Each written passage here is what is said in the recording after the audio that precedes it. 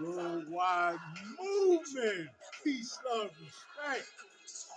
Big King Sadiq hollering at you one more again.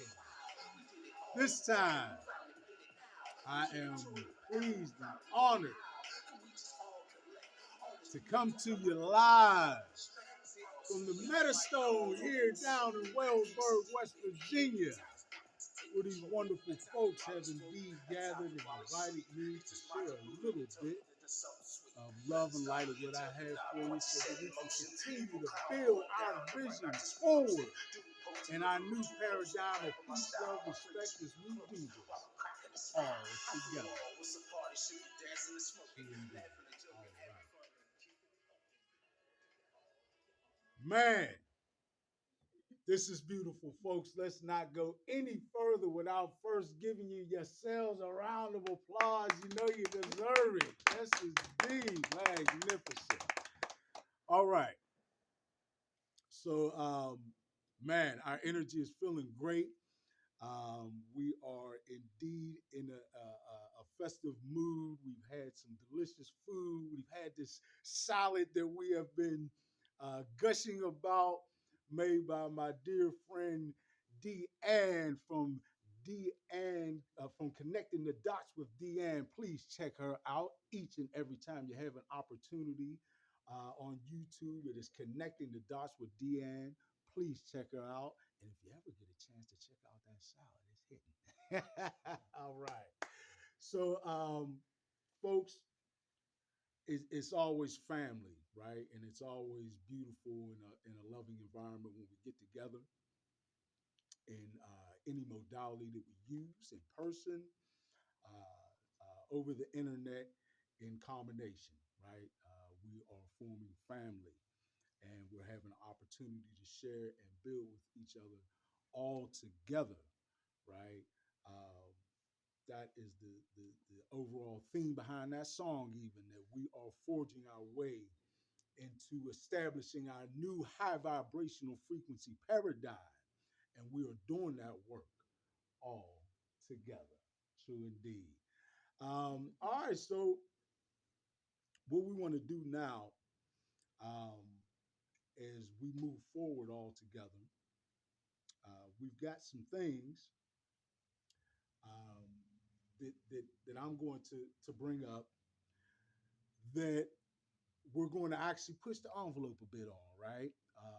And there are a couple of concepts that will probably really be not attacking but breaking down so that we can relieve ourselves of any indoctrination and go forward with our own free thinking agenda, right?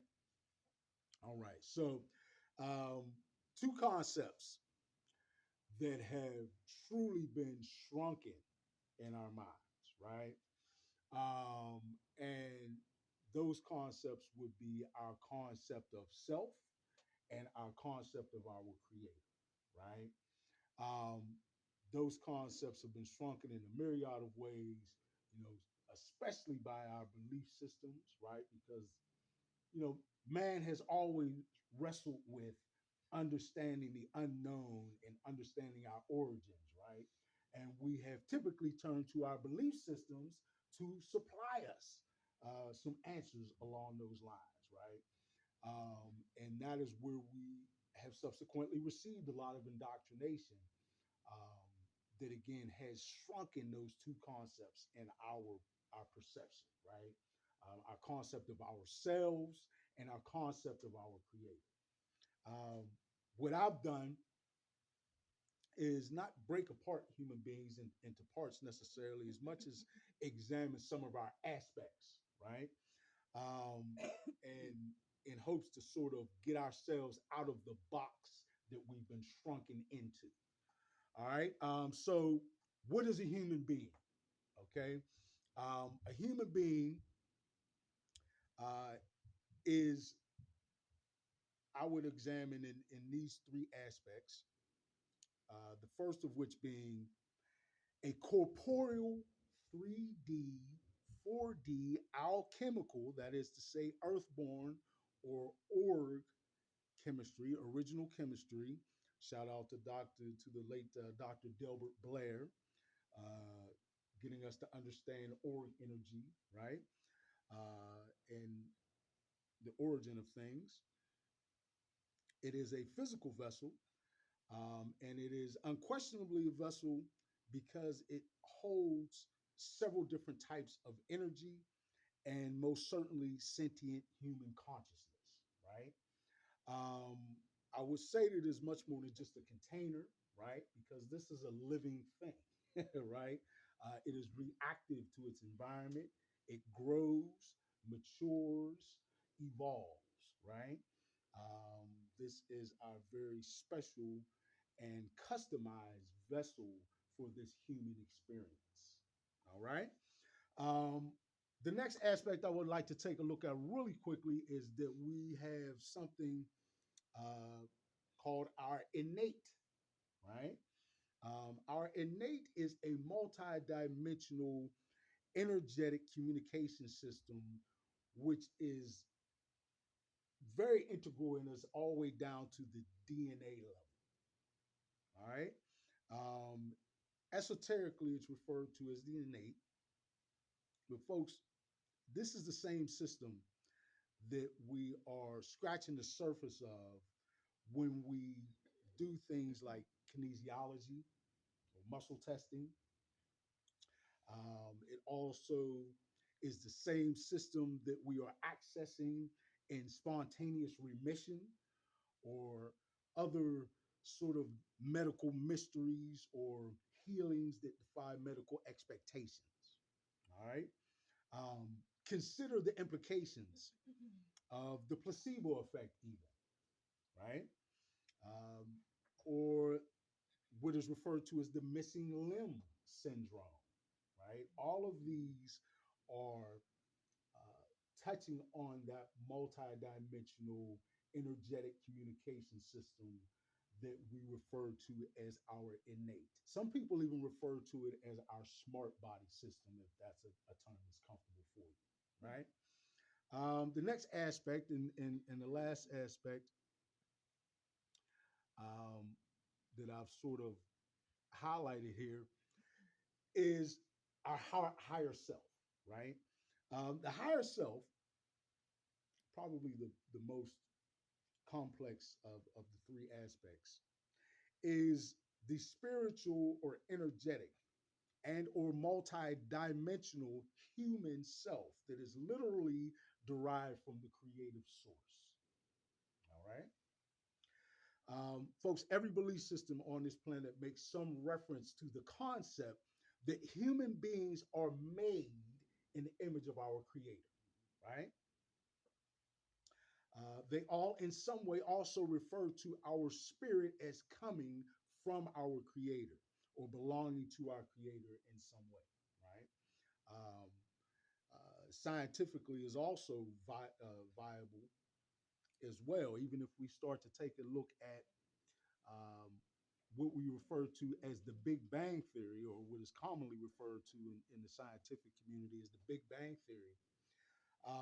It refers to the initial source from which the first particles or the first energetic spark emits from, right? The Big Bang, they say that there was a huge, um, explosion from which all particles begin division.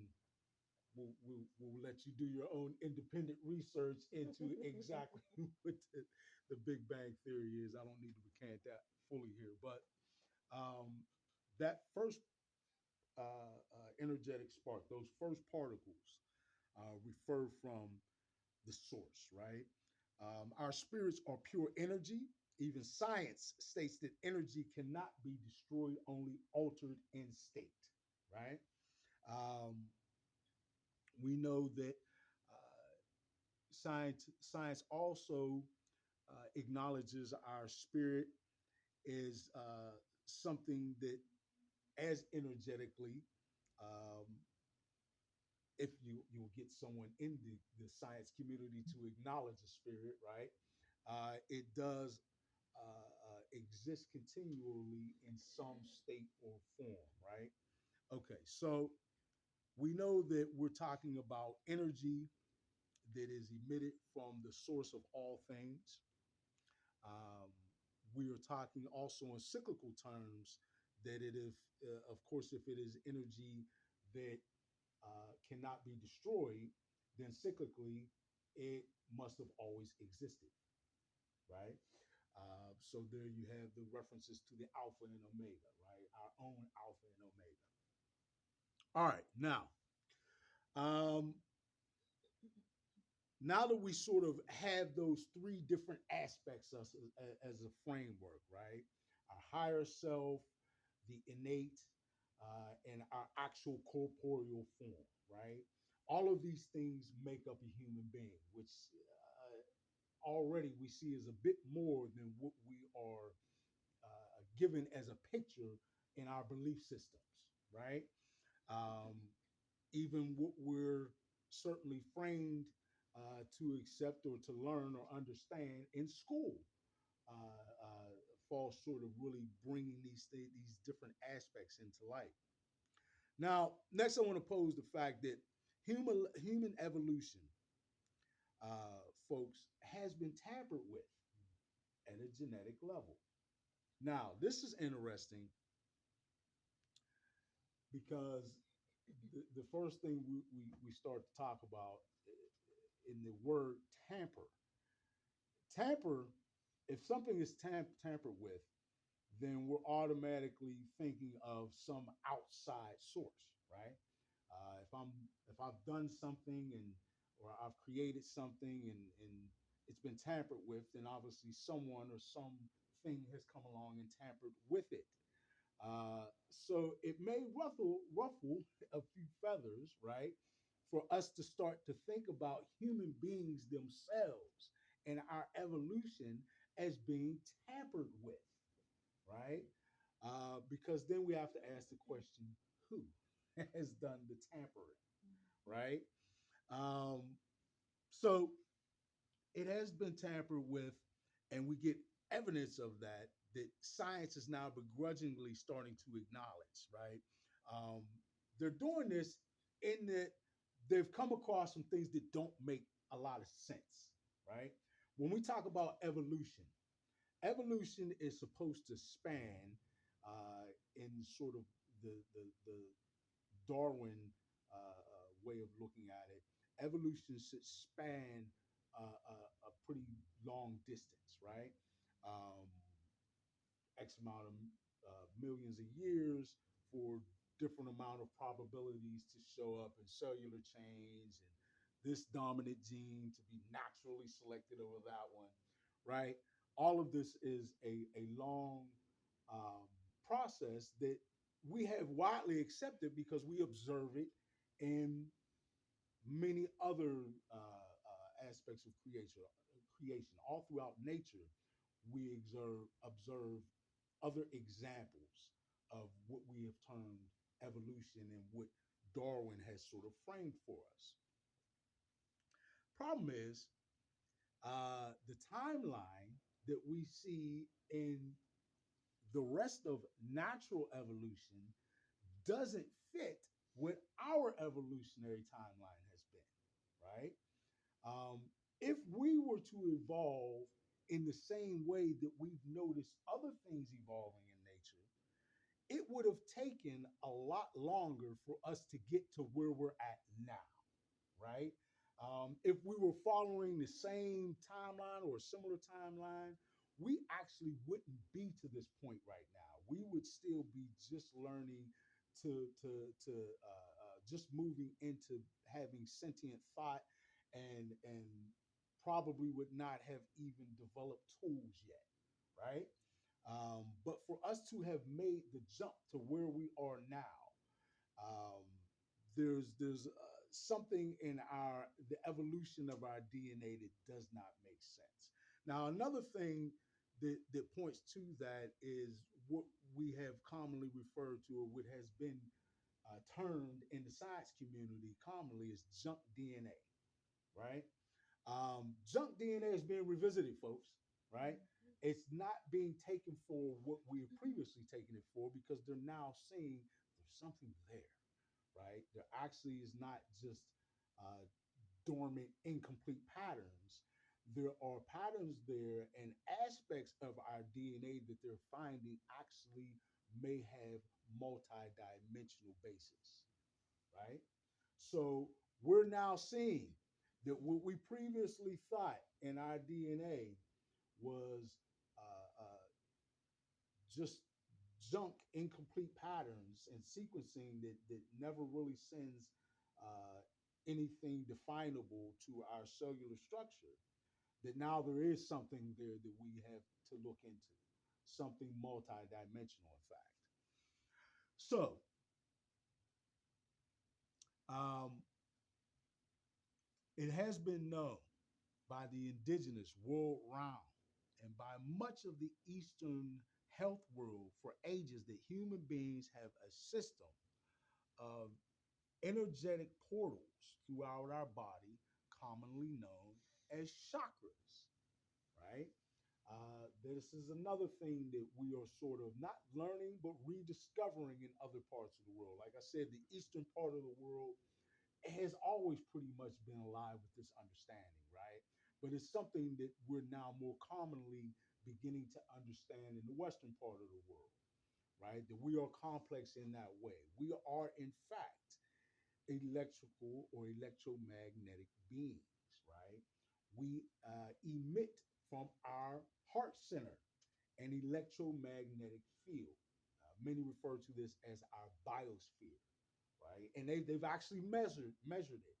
Um, in most people, it extends usually about 24 feet or so, right? But it has been measured at greater distances. So just imagine that you're not talking about a linear, just a line, but an actual field, right? That interacts with everything else in that field. And we know that our biosphere is electromagnetic field that is interactive with the quantum field. The quantum field being the field or the energetic field that connects, intertwines with everything that we see and know in our energetic photonic reality. All right. So as we're talking about the indigenous and sharing with us a little bit about our energetic selves, um, we also have to talk about our DNA, right? And that human beings typically only express right around 30% of our DNA. I was just having a conversation with Deanne on the way here. We were talking a little bit about flowers. We were talking about the lotus flower and the evolution of a flower, or at least the blossoming of a flower, right? Um, when we're talking about our DNA, folks, we can very much liken the opening or the expression of our DNA to the blossoming of a flower bud, right? So if we were to do that and then think about our DNA, which most of us in general are walking around with DNA that is expressing right around in the 30th percentile, right? Um, that we can imagine is like a flower bud that is just barely starting to blow, right? Um, so 70% of us, let's just think about this for a second, folks. 70% of us, of what we are, we're not even exhibiting. We're only 30% of ourselves, right? Think about everything in your life, your car, your computer, anything that you come across of, or anything in your life, if it were only operating at 30% of what it was supposed to be, you go screaming back to the store, this computer doesn't work. This car is a piece of junk, right? Anything that's only operating at 30%, we would not accept that. Why are we so comfortable accepting ourselves operating at only 30%?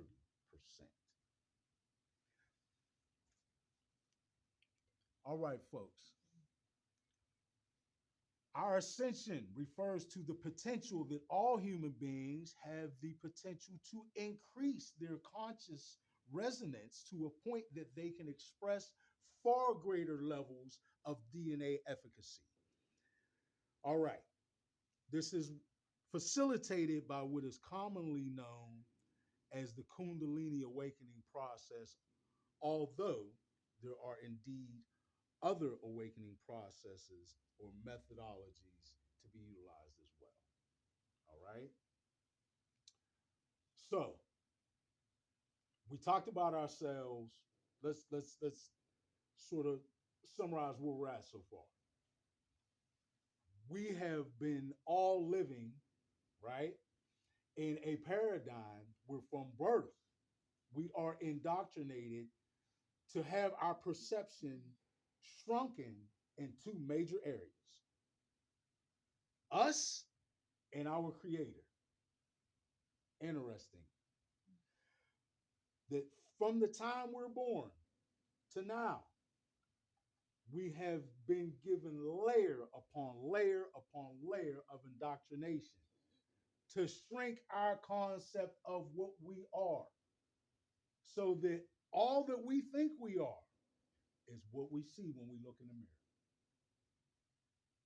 not realizing there's something inside there looking back, and that's the real us, right?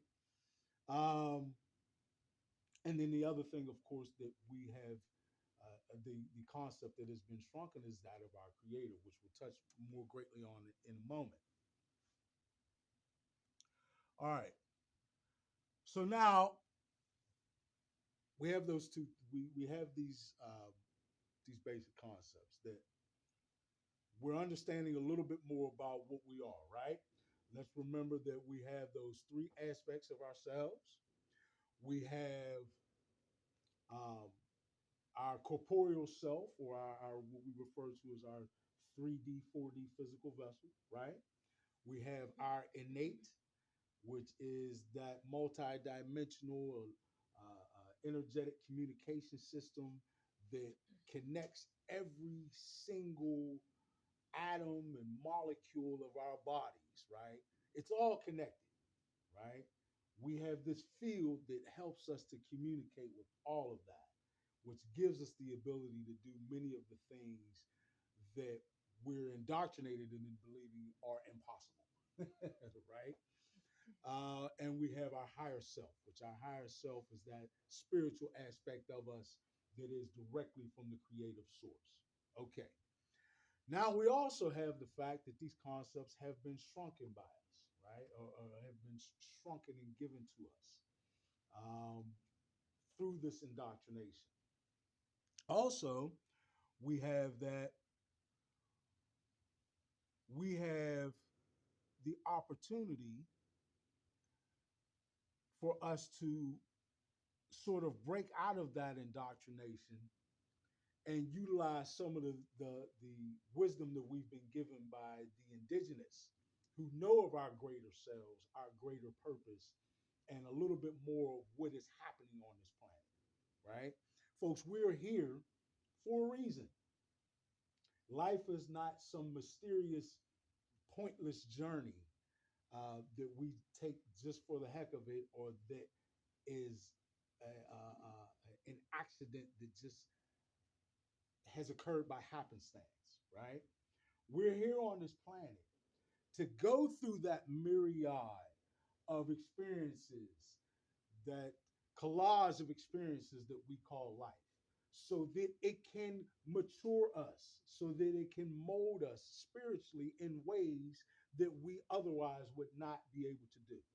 Think about it. As a spirit, we do not have any of the vulnerabilities that we have in our physical corporeal form, right? Therefore, we don't have the challenges that we face in our physical corporeal form, right? And without us facing those challenges, we don't have anything pushing us to grow and mature, right? So our spirits do that in the maturation process on this planet. And thus, at the same time as each individual spirit that is living these multiple lifetimes in a vessel, right? Uh, we are allowing that spirit not only to individually mature, right? But collectively, it is work of maturing that species, which is where we're getting to on a whole. Um, because now we are at a time on this planet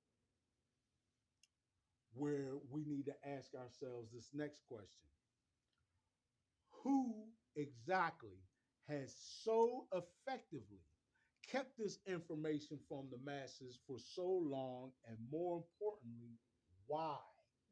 Why have they done this? Right? And who is the they? Right? There's always a they. There's always been a they. I think throughout history, every movie, entertaining movie that we watch, right, it's got some a large scheme behind it. There's always a they. They is tantalizing to us because we want to know who they is. Well, um, they folks are who I refer to as the elite, the socially economic elite. I'm talking about the so-called controlling class on the planet, right? Um, Folks who have uh, been in this position and placed in positions of power uh, by organizations that we would commonly classify or refer to as secret organizations or secret societies, um, that are in key positions to hold power in government, state, finance, every institution that affects our everyday lives, including our belief systems. All right.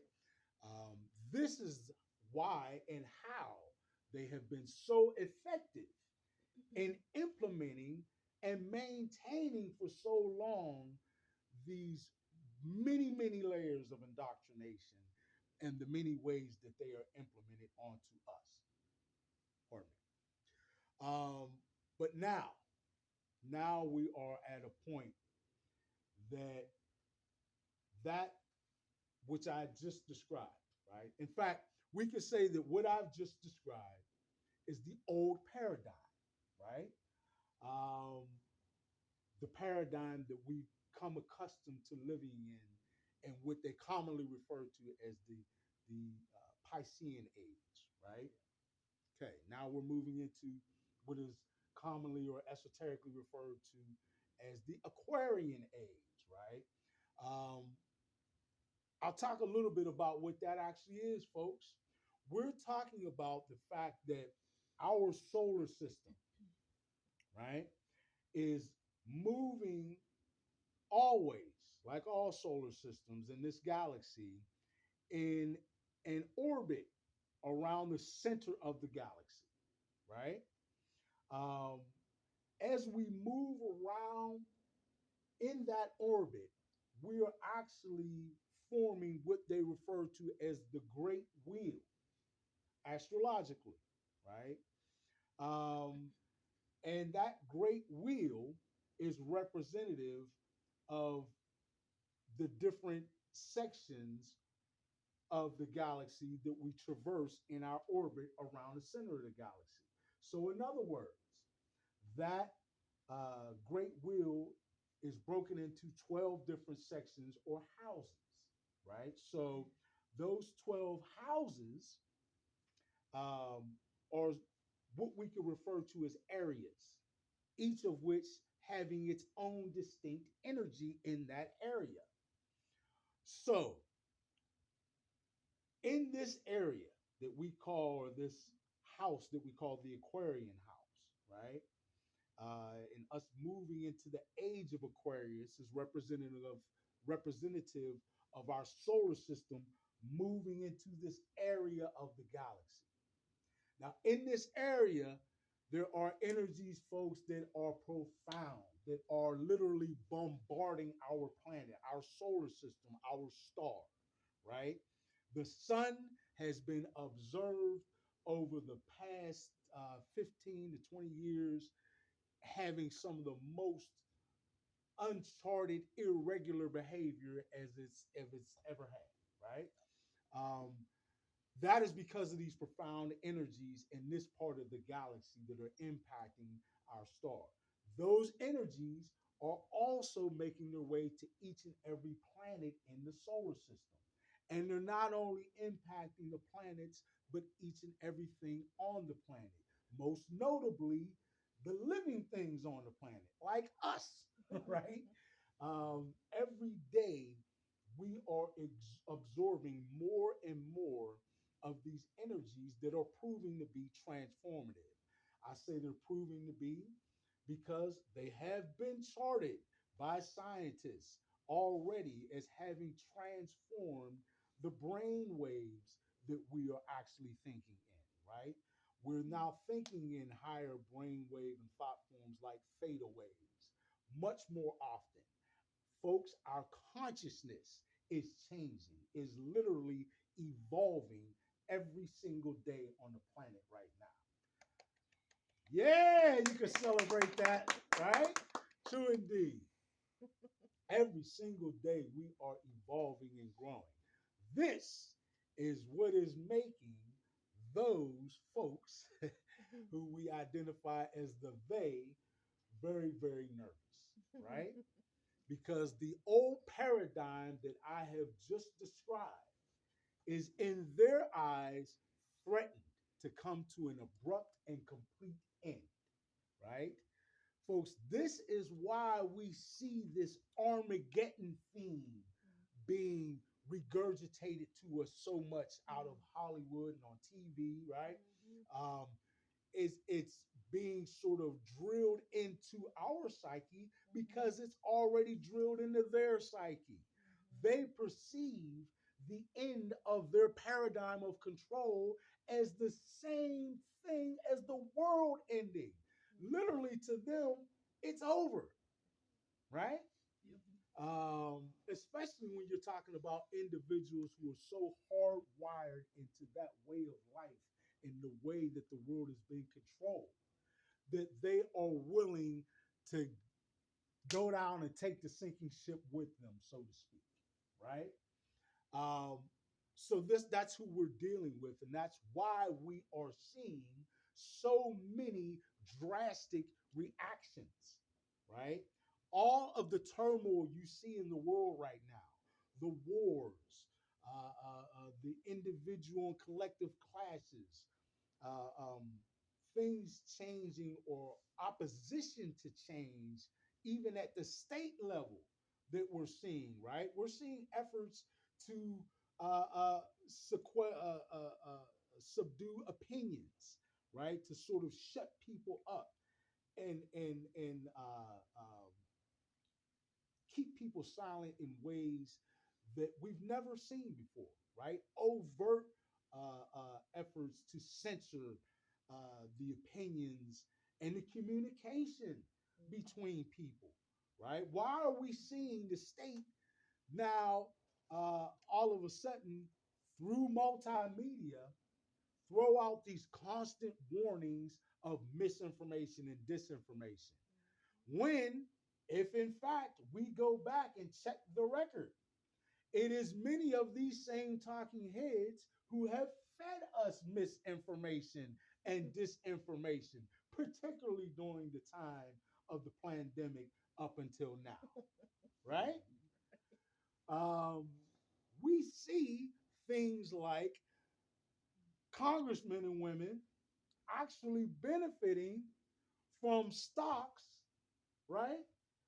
And from financial investments in the very same vaccines that we were told were so necessary. Now, this is my opinion, folks, right? I'm not giving any medical advice, and I don't advise anyone to follow or make their medical decisions based on my advice, right? But we are seeing contradictions and seeing statements that have been made by folks that we are literally indoctrinated to trust, right? The folks, many in many instances that we have voted in the office, right? And then Along with those, the celebrities that we idolize so much, all turning us towards solutions and statements, many of which have been made, proven to now not be accurate, right? Um, there's an agenda that can't be ignored, right? An agenda that can't be ignored and that we can't afford to ignore, right? So what we've got to do is understand the lay of the land moving forward. Okay, we have the socially economic elite who are holding on to, clutching on to an old paradigm that is going by the wayside rapidly, and for good reason.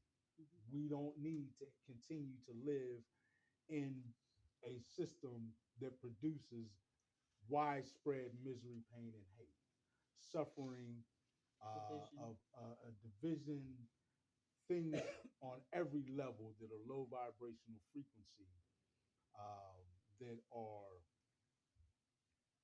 examples of us not being our best selves and living our best lives, right? Only for the benefit of those who have enjoyed control over the masses for far too long on this planet, only so that they could satisfy their hidden masters or the archonic forces or those who actually benefit from and, in fact, energetically feed off of the low vibrational frequency energy, or esoterically referred to as loose energy, that is produced by humans suffering misery, pain, hate, and all the lower vibrational frequencies that are emitted by our biospheres when we have gone through all of the conditions of this planet that we have had to survive and make it through thus far, right? None of this is on accident. It is all a purposeful thing, right? There's a reason why we're living in a system where we see folks who sell weapons to both sides of a struggle and benefit and make huge financial gain regardless who wins, right? Because actually, no one ever wins from a war. You only show who's got more weapons or which bully has the bigger stick, right? Folks, we've got to evolve from warring with one another. War is the greatest example of separation mentality. For anyone who hasn't read it yet, right, please check out and read my book, my first book, Peace, Love, Respect. This is the New Way, where I intricately talk about the difference between separation mentality and unity consciousness. Those who are clutching onto the old paradigm have created and relied on separation mentality, right? All to keep us from ever establishing unity mentality, okay? Because as long as we are all divisive and fighting and killing and at odds with one another, we never take the time to stop and say, wait a minute, what's the elephant in the room, so to speak? All while we've got these differences, these problems, and these differences that are really subtle that we balloon into major differences, right? Uh, Differences in sex, age, religion, belief. Folks, we all wake up and would love to have a good day. I think just about every human being on the planet would love to have a good day, right? And if you don't want to have a good day, then we can talk about that there's something else wrong, right? Right? There's something else wrong. But the point of that is that we're all the same in general, right? We're all just these beautiful spiritual beings that are having this human experience in these different vessels, right? That we've likely all been in many different vessels, many different times, many different lifetimes, so that we can complete this process of spiritual maturation individually. And now on the planet, we're coming to a point where we can complete this process of spiritual maturation collectively, right? Where that collectively we can grow up, which is what the elites are so afraid of, that we'll grow up and stop and say to ourselves, wait a minute, let's stop with the petty fighting and arguing for a minute. We've got a common issue that we need to deal with, a common enemy, so to speak. And that's those who have controlled the masses for so long and created an entire paradigm of misery, pain, and hate, of suffering, and of human low vibrational frequency existence that has produced the energy that has become so murky that it has got us all living every moment waiting for the next bad shoe to drop. Right? Yeah. Right? Yep. Isn't that how they have conditioned us in survival mentality to always be expecting something bad? What's the old saying? Uh, uh, um, Pray for the best, prepare for the worst. Right? Why? Why does that ever make sense? Right. Especially now that we know that our biosphere is proven to interact with the quantum field. What is the quantum field? The energetic field that actually dictates our reality. We are a major player in physics, folks. Mm-hmm. We have a lot to do and say with how our existence on this planet plays out, right? We're not just hopelessly thrown into some existence where we don't have any say so. We have all the say so. We have all the power. As that old concept comes back into play, power to the people. The power has always rested with the people. The socially economic elites, those who've controlled the planet, those bloodlines, and those who have aligned themselves with archonic forces, who have aligned themselves with those who benefit from and feed off of our misery, pain, and hate, our suffering.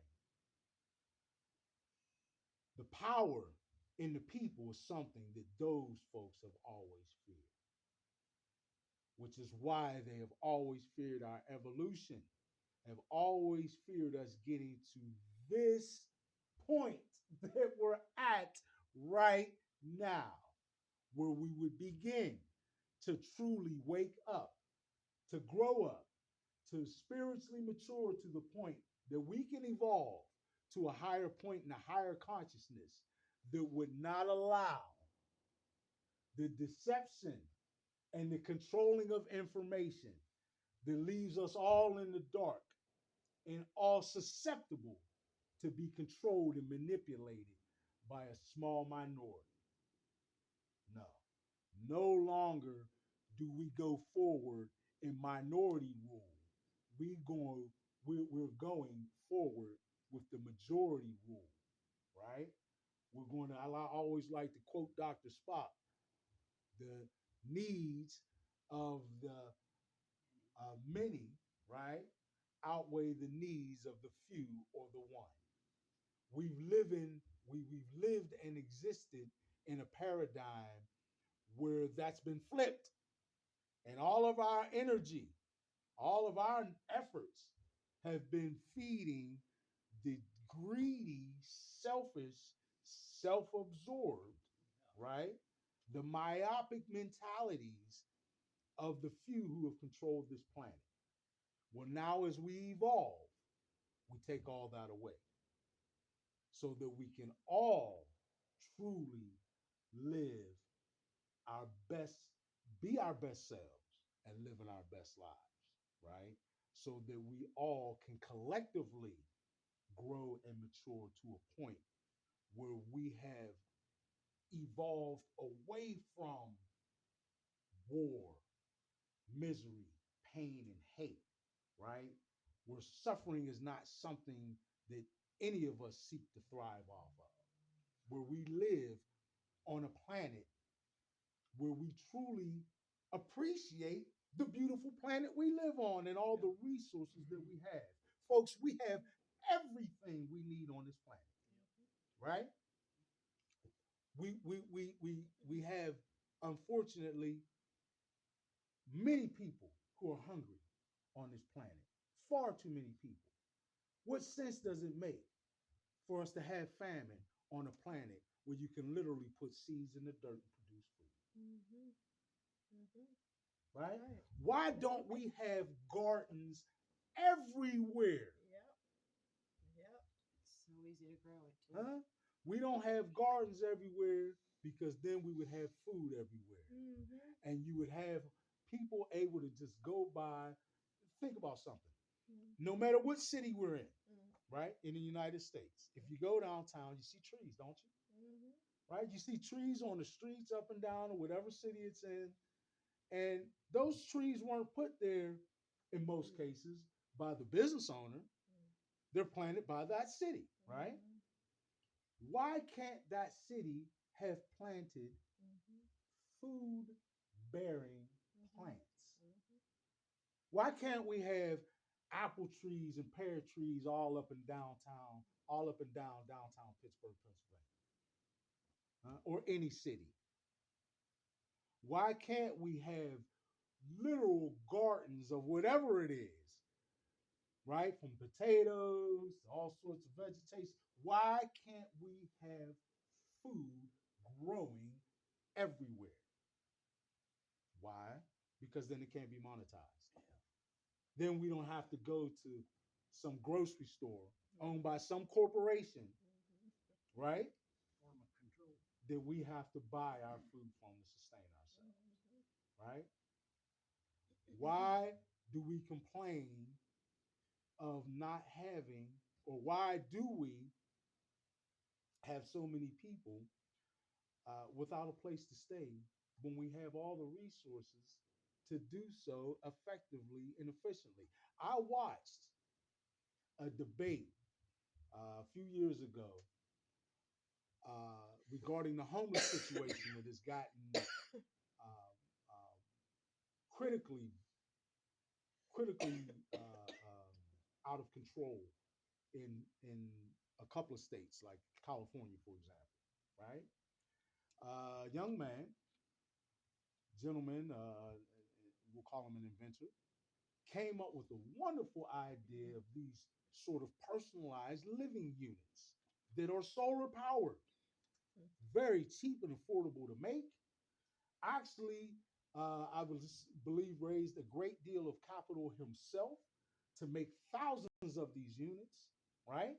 Pardon me, that would have put thousands of people off of the street and into their own living space, effectively putting a huge dent in the homeless problem.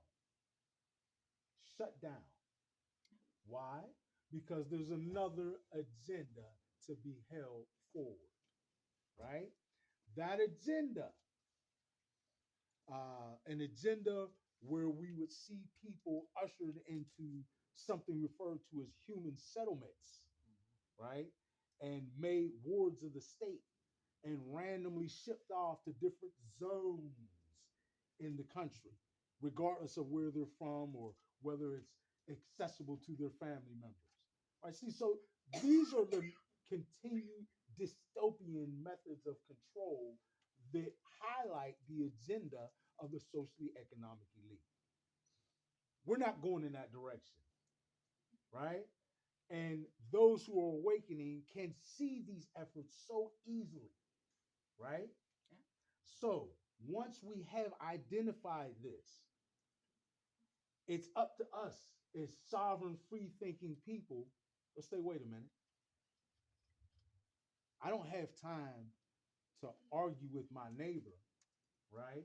Or to find fault in my coworker or to keep a long going grudge against a certain family member when all along these people are plotting our collective demise. Folks, I'm about to close up. I want to turn your attention quickly to the Georgia Guidestones, right? We know the Georgia Guidestones were placed there by the socially economic elite, right? Yep. Yep. We know the directives that they highlighted. We know right at the top of that list was the statement that they wanted to see world population reduced to and maintained at no greater than 500 million. We know, folks, that there are close to 8 billion people on this planet. So when you do the simple math, you're talking about a serious culling Mm-hmm. of the world population, right? Folks, do we really want to continue to put, and again, this is all my opinion, right? Yep. Do we really want to put our energy, our control, our faith, our trust in the folks who have the most power, resources and means of applying their concepts? Do we really want them in control, hurling us forward to a dystopian reality? I dare to say not. So, as we see that we are benefiting from the information age, we're coming into the Aquarian age. We are, many of us, in fact, daily millions, right? More and more awakening. We are positioning ourselves where we can change the paradigm. We are evolving into a higher consciousness. We know and are excited about the potential of that higher consciousness affording us the ability to evolve in ways that would include our very DNA expressing at higher levels of efficacy. Folks, the future is more than bright. The question I pose is, can you handle the truth of who we are, what has happened on this planet, and what we need to change to move forward to what we want to see? Can we handle the truth that maybe some of the things that we were taught aren't so? Can we handle the truth that many of the people who have cared about us the most have given us these things unbeknownst to them? Because we're talking about cycles and layers and layers and layers of indoctrination and social engineering that have gone on decade after decade, generation after generation, century after century.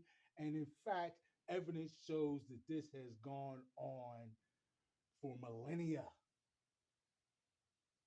This is a profound change we're talking about, folks.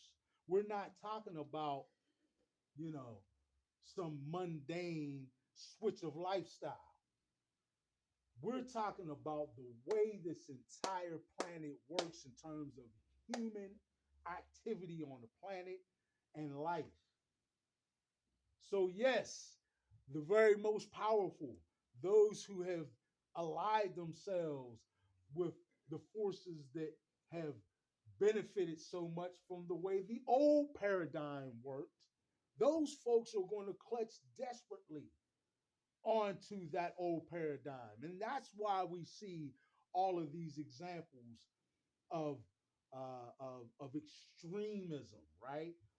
War being the most extreme form of separation mentality, right? Uh, we've seen clashes between groups where basic human rights are at question, right? Folks, this is a time of change. This is a time of transformation, of transition. And where we're headed to is a whole new paradigm, one that does not support misery, pain, and hate, the suffering that our old paradigm has produced to the benefit of those who have nefariously enjoyed it. But no, now we're moving forward as we all continue to awaken, as we all continue to position ourselves to be our best selves and to live our best lives, as we all continue to grow up spiritually maturing to be the new humans and to form the new planet, right? As we all form what must be our new paradigm, our new way the world works. They can push that panic button as much as they want. You can't unknow what you now know, right? That's right. It may be difficult, it may be uncomfortable.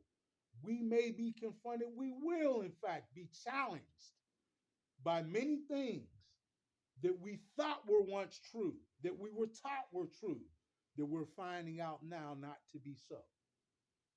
But we've got to remain spiritually mature to push through the growing pains, so to speak, right?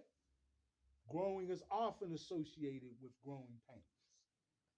We got to push our way maturely through that to the other side, to our evolution, to actually being what we were designed to be all of what we're supposed to be our best selves and to live our best lives. We got some work to do. We got a lot of work to do in this time of transition.